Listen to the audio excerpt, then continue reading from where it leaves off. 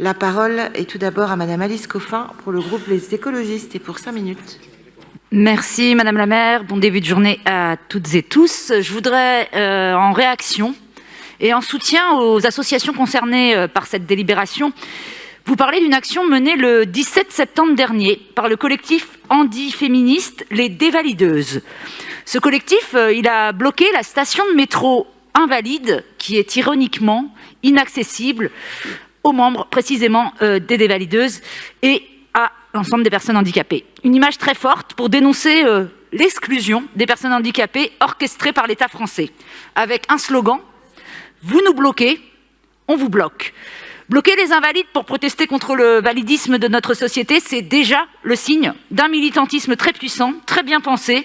Et c'est pourquoi je voudrais saluer l'extraordinaire courage et intelligence politique et activiste de ce groupe, parce qu'il est évident que si les choses doivent changer à Paris, cela sera comme souvent grâce aux militantes que j'espère nous entendrons.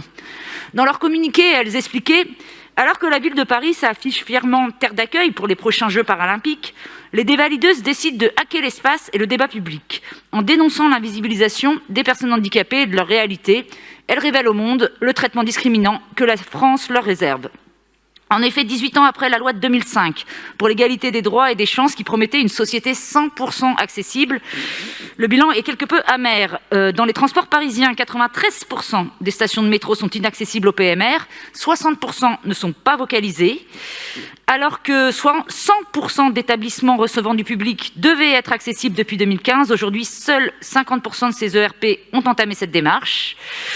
L'État, en 2020, est également revenu sur la loi Élan sur l'obligation d'accessibilité des logements neufs pour remédier au mal-logement criant des personnes handicapées, rabaissant l'objectif de 100 à 20%.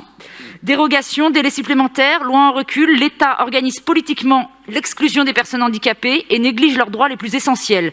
Se déplacer, aller à l'école, se loger, s'informer, avoir des ressources suffisantes, appartenir tout simplement à cette société.